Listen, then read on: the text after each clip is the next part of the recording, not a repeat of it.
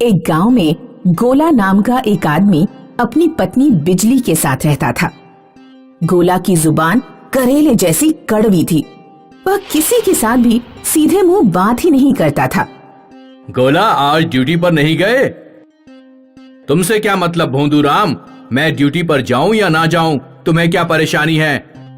पता नहीं कहां कहां से चले आते हैं मुंह उठाकर सुबह सुबह। सुनिए जी, खिचड़ी बन गई है, खा लीजिए। गोला की पत्नी कितना भी अच्छा खाना बनाती, लेकिन गोला उसमें कोई ना कोई कमी निकाल ही देता। ये कैसी खिचड़ी बनाई है, ना नमक ना मसाला, तुम्हारे हाथों का सड़ियल खाना खा खाकर पक गया हूँ। अगली बार ऐसी खिचड़ी बनाई तो पूरा पतीला उठाकर बाहर फेंक दूंगा। मैं कुछ भी बनाऊं तुम्हें पसंद ही नहीं आता है, तुम खुद ही बना लिया करो ना। पैसे कमाने तुम चली जाया करो, खाना बना दूंगा। गांव में एक पॉपकॉर्न बेचने वाला आता था। वह गोला के घर के सामने से ही गुजरता था। पॉपकॉर्न ले लो, ताजा मक्खन वाले पॉपकॉर्न ले लो। अजय देवगन की पिक्चर देखो और पॉपकॉर्न खाओ, माल है ताजा, जल्दी से बाहर आ जा। अरे ओ पॉपकॉर्न वाले, तुम रोजाना क्यों मेरे घर के आगे शोर मचाते रहते हो? तुम्हारी वजह से मेरी नींद खराब हो जाती है। कहीं और जाकर बेचो अपने पॉपकॉर्न। भाई साहब, मेरे शोर से आपको जो परेशानी हुई उसके लिए मैं माफी चाहता हूँ। मेरा उद्देश्य आपको कष्ट पहुँचाना नहीं है, मैं तो बस अपनी रोजी रोटी कमाने के लिए आवाज लगाता हूँ। तो रोजी रोटी यहाँ से कहीं और जाकर कमा लो, लेकिन मेरे घर के सामने से मत गुजरो। वैसे भी मैं कोई पिक्चर नहीं देखता, मुझे तुमसे और तुम्हारे पॉपकॉर्न से नफरत है। एक दिन जब गोला ड्यूटी से घर लौटा तो उसकी पत्नी घर पर नहीं थी। बिजली, बिजली, अरे कहाँ चली गई? मैं ड्यूटी से लौट कर आया हूँ और तुम मुझे पानी तक लाकर नहीं दे रही हो। अरे कहाँ हो तुम? तुमसे ज्यादा घटिया पत्नी मैंने आज तक नहीं देखी। गोला को टेबल पर अपनी पत्नी के हाथ से लिखा एक लेटर मिला। मुझे माफ कर देना, मैं तुम्हें कभी खुश नहीं रख पाई। मेरी वजह से तुम्हें और कष्ट ना हो, इसलिए मैं जा रही हूँ। अपनी पत्नी के जाने पर गोला को बहुत दुख हुआ। वह आंखों में आंसू लिए घर के बाहर बैठ गया। पॉपकॉर्न वाला वहाँ से गुजर रहा था। उसने गोला से पूछा, क्या हुआ भाई साहब, आज इतने दुखी क्यों लग रहे हो? मेरी पत्नी मुझे छोड़कर चली गई। मैं उसके खाने की कमियां उसे बताता था। अब तुम ही बताओ, ये भी कोई बात हुई? अगर मैं उसे कमियां ना बताऊं तो वो अच्छा खाना कैसे बना पाएगी? तुम्हारी कड़वी नफरत भरी जुबान के कारण तुम्हारे साथ ये सब हो रहा है। लगता है तुम्हें दुनियादारी का अनुभव नहीं है। इस दुनिया में हर इंसान मुझे नीचा दिखाने की कोशिश करता है। अगर मैं कड़वी जुबान में बात ना करूं तो सब लोग मेरे ऊपर प्रभाव जमा लेंगे। वो बारी बारी मेरी बेइज्जती करेंगे, मुझ पर अपनी अकड़ दिखाएंगे। ऐसा कुछ नहीं होगा। लोग तुम्हें वही देते हैं जो तुम उन्हें देते हो।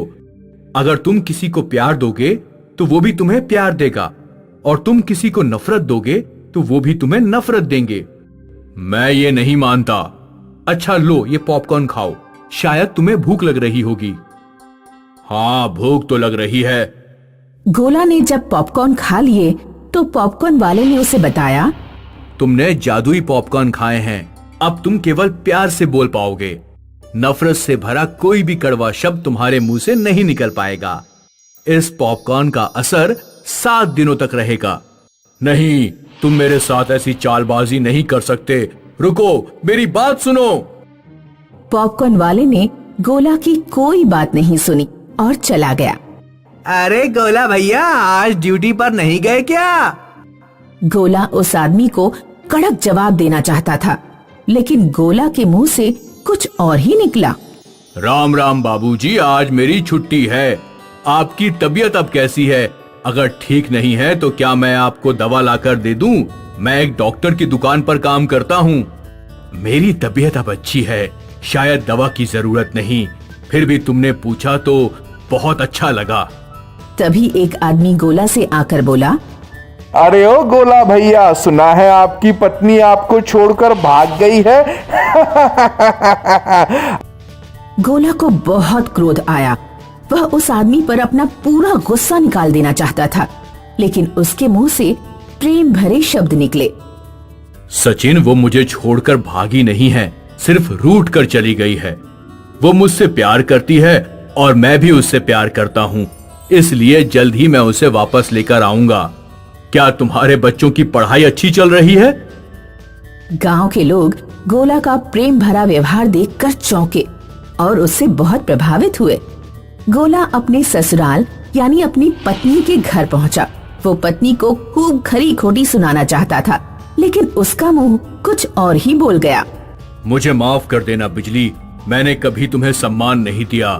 मैंने अपने हाथों का बना बेस्वाद खाना खाया, तब मुझे पता लगा कि तुम कितना अच्छा खाना बनाती हो। मैं घर की सफाई भी ठीक से नहीं कर पा रहा।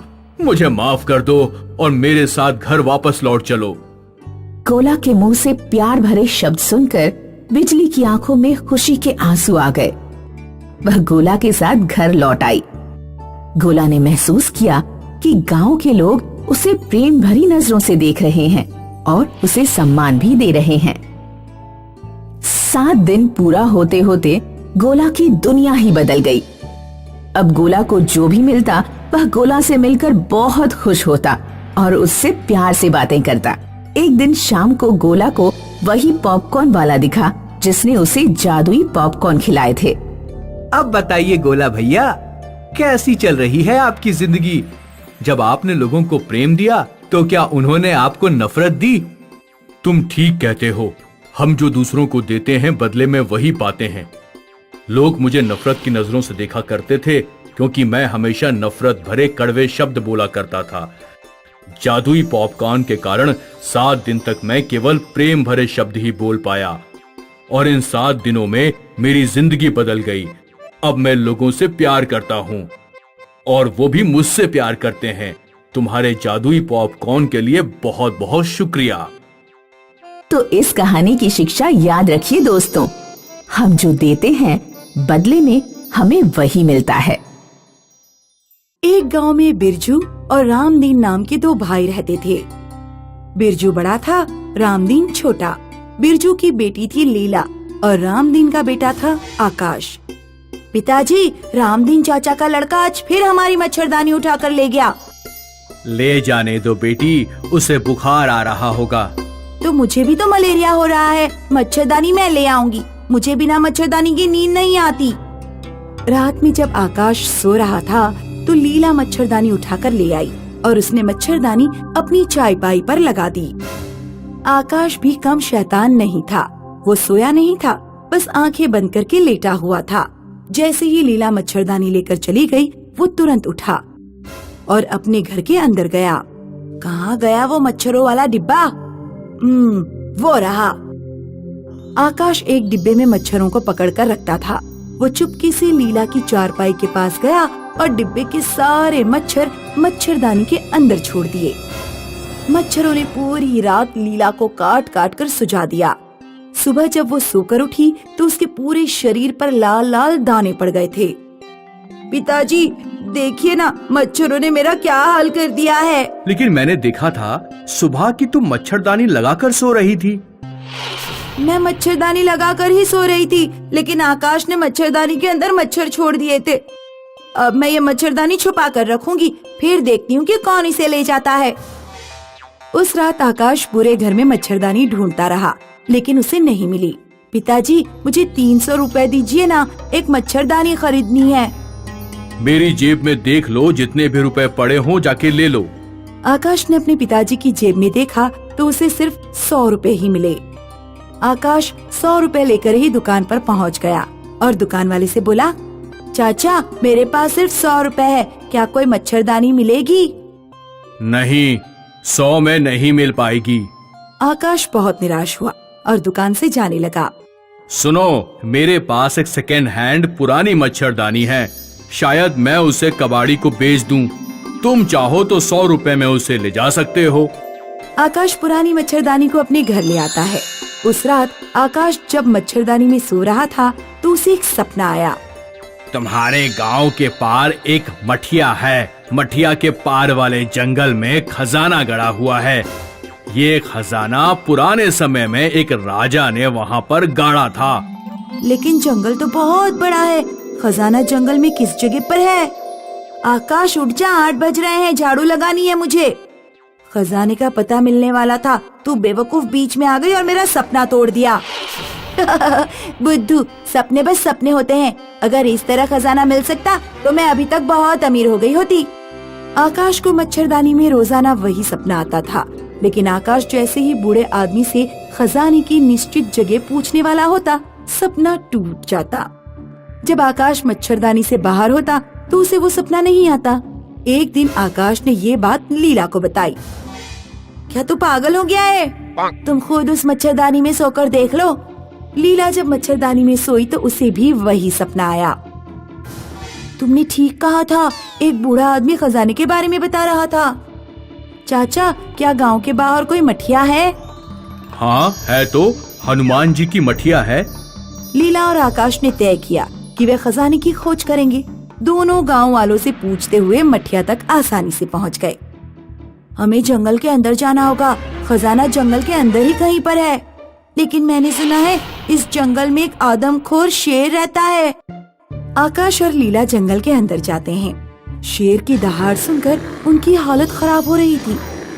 अचानक शेर उनके पीछे ही आ गया। दोनों भागते हैं। भागते भागते वे एक खोखले पेड़ के अंदर घुस जाते हैं। पेड़ अंदर से बहुत बड़ा था, बिल्कुल एक गुफा जैसा लग रहा था। डरो मत, शेर यहाँ नहीं आ सकता क्योंकि इस पेड़ का दरवाजा बहुत छोटा है। आकाश और लीला पेड़ के अंदर घुसते गए। उन्हें एक सांप मिला। कहाँ जा रहे हो तुम दोनों? ये आवाज कहाँ से आ रही है? इधर देखो, नीचे मैं बोल रहा हूँ। क्या तुम इंसानों की भाषा बोल सकते हो? हाँ, तुम दोनों यहाँ पर क्यों आए हो? हम खजाने की खोज कर रहे हैं। मच्छरदानी में हमें एक सपना आया था। वो मच्छरदानी मेरे पिता की थी, जिन्हें इंसान का जन्म मिला था। खैर, वो सब छोड़ो। मैं तुम्हें ये बताना चाहता हूँ कि तुम सही जगह पर आ गए हो।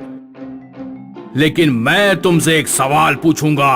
अगर तुमने उसका सही जवाब दे दिया तो तुम खजाना ले जा सकते हो, और अगर तुम सही जवाब नहीं दे पाए तो मैं तुम दोनों को डस लूंगा और तुम दोनों मर जाओगे। इसलिए सोच समझकर निर्णय लेना। ठीक है, या तो हम अमीर हो जाएंगे या मर जाएंगे। अपना सवाल पूछो। इस दुनिया में सबसे तेज गति किस चीज की है? चीता, ट्रेन, नहीं हवाई जहाज, नहीं रॉकेट। आकाश सोच ही रहा था, तब तक लीला बोल पड़ी। मन की गति ही सबसे तेज है। मन एक ही पल में किसी भी जगह पर पहुंच सकता है। शाबाश, बिल्कुल सही जवाब। तुम खजाना ले जा सकते हो। आकाश और लीला को खजाना मिल जाता है और वे सुखी जीवन बिताने लगते हैं।